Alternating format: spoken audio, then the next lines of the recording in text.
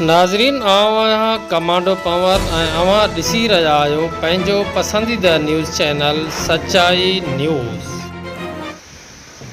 नाज़रीन, जमात इस्लामी सां ताल्लुक़ रखंदड़ मौलाना अज़मतुल्ला भुट्टो साहब जे ज़ेर निगरानी हलंदड़ मदई जी शहर जी अज़ीम दीनी दरसगाह जामिया अरकम में इज्तिमाई क़ुर्बानी जी तक़रीब थी।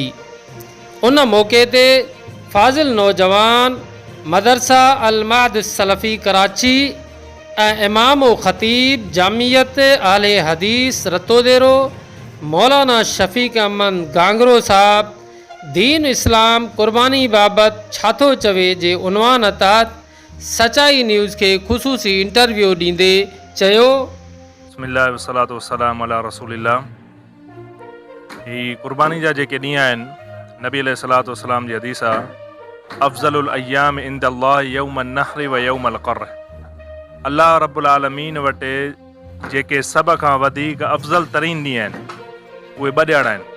हिकु यौमुन नहर जेको ईद उल अज़हा जो ॾींहुं आहे ऐं जेको कल्ह गुज़रियो, ॿियो यौमुल क़र्र जेको ईद उल अज़हा खां बाद वारो ॾींहुं आहे, माना अॼोको ॾींहुं। पर मां इहे सभ खां वधीक अफ़ज़ल तरीन ॾींहं आहिनि।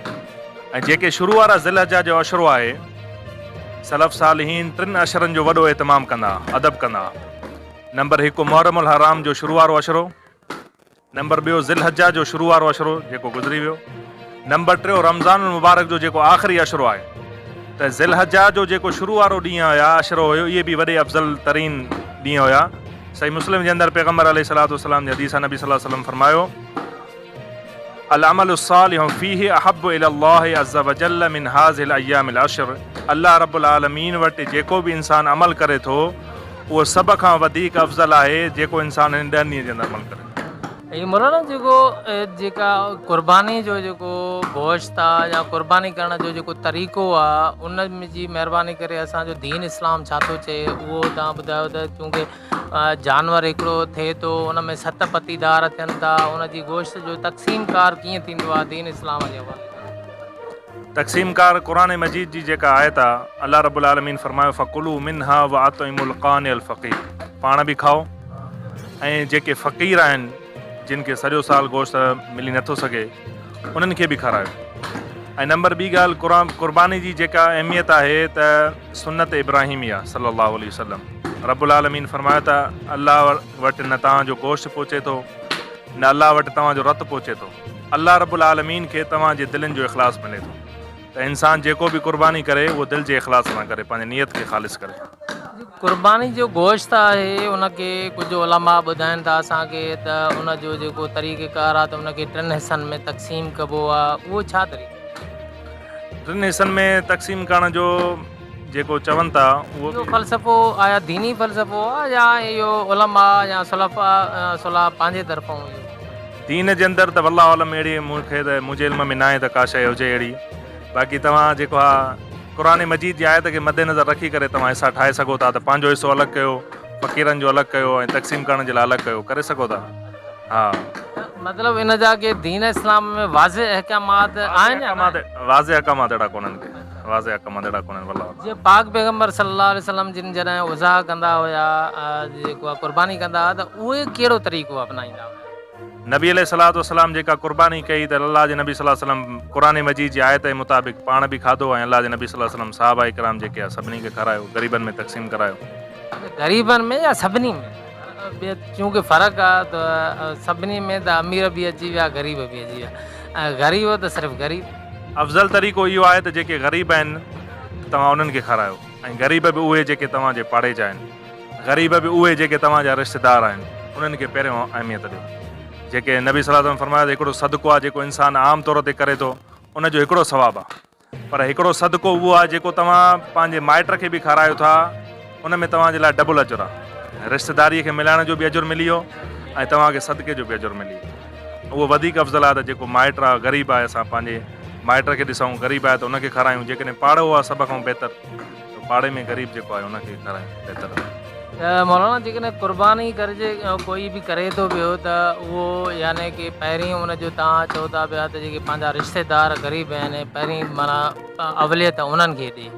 ऐं उन खां पोइ जेको आहे उहो ॿियनि दोस्त अहबाबनि खे ॾिए त जेकॾहिं गोश्त थोरो हुजे या पंहिंजा ई जेके रिश्तेदार ग़रीब वधीक हुजनि त पोइ छा करे ॿिया माण्हू बि अची था। हाणे ॾिसो न, इन में असां शरीयत जा पाबंद न आहियूं। शरीयत असांखे पाबंद न रखियो आहे त तव्हां सभिनी ग़रीबनि खे खारायो। जेतिरो तव्हां वटि गोश्त आहे ओतिरनि खे तव्हां ॾियो। अल्लाह रब्बुल आलमीन तव्हांजे दिलि जो, जीअं मां शुरूअ में चयुमि, दिलि जो जहाँ जीअं इख़लास आहे, नियत ख़ालिस आहे, त अल्लाह तव्हांजो क़बूल फरमाईंदो। अच्छा, ये मौलाना इहो बि महिरबानी करे थोरो वज़ाहत कयो, छोकी मौलाना अज़मतुल्लाह भुट्टो साहिब जन भी इन वक़्तु हिते मौजूदु आहिनि। हीउ जेको इदारो आहे इदारे अरकम, उन जा जेके रूह रवां आहिनि, अॻुवाण आहिनि, त साईं जन जेकी हिते क़ुर्बानी कनि था, त साईं जन जो चवण जो आहे त जेके हिसेदार जेके क़ुर्बानी कंदड़ आहिनि उहे जानवर असांजे सुपुर्द कनि था ऐं उहे चवनि था त तव्हां हे ग़रीबनि में तक़सीम करे छॾियो। त इहो क़ुर्बानी जो तरीक़ेकार इहो बिल्कुलु दुरुस्त आहे साईं। जेकॾहिं कोई तव्हांखे सुपुर्द करे थो, हुन माण्हुनि जो एतमाद ऐं ट्रस्ट तव्हांजे मथां मौजूदु। छोकी तव्हां अॻ में जेको ॿुधायो त क़ुर्बानी जा जेके क़ुर्बानी जो जेको तरीक़ो आहे उन में इहो आहे त पाण बि खाइणो आहे, माना त उहो हे त पाण नथा खाइनि, हे त सॼो जानवर माना ॿिए जे सुपुर्द कनि था पती करे, त इहो दीन इस्लाम। हा, मां उहो अर्ज़ु कयुमि त पाण खाइण जा तव्हां पाबंद न आहियो। शरीयत तव्हांखे माना हिकिड़ी सहूलियत ॾिनी आहे। तव्हां चाहियो त पाण खाई सघो था, चाहियो त ग़रीबनि खे खाराए छॾियो, तव्हां चाहियो त माना तक़सीम करे छॾियो। उन में तव्हां पाबंद न आहियो त ज़रूरी आहे त पाण बि खाऊं, ज़रूरी आहे त तक़सीम बि कयूं, ज़रूरी आहे त ग़रीबनि खे खाऊं, ईअं न आहे। तव्हां ख़ुदि चाहियो, जेकॾहिं शरीयत तव्हांखे एतिरी इजाज़त बि ॾिनी आहे जो कंहिं बि जेको आहे आलिम इन ॻाल्हि ते इख़्तिलाफ़ न कयो आहे त तव्हां सॼो गोश्त पंहिंजे घर में बि रखी सघो था। तव्हां चाहियो त सॼो गोश्त तक़सीम बि करे सघो था। सम्झो न, इन में तव्हां माना शरीयत माना उहो वुजूबी को हुकुम न आहे ॾिनो त ज़रूरी आहे त तव्हां पाण खाओ, ईअं न आहे।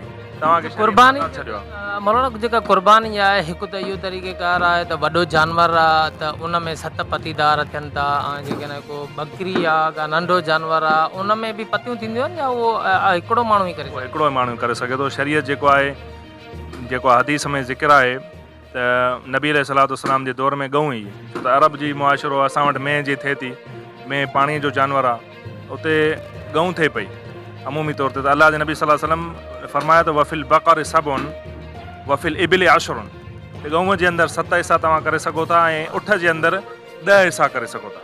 बाक़ी जेको घटो आहे या बकरो आहे उन जे अंदरि हिकिड़ो हिसो आहे।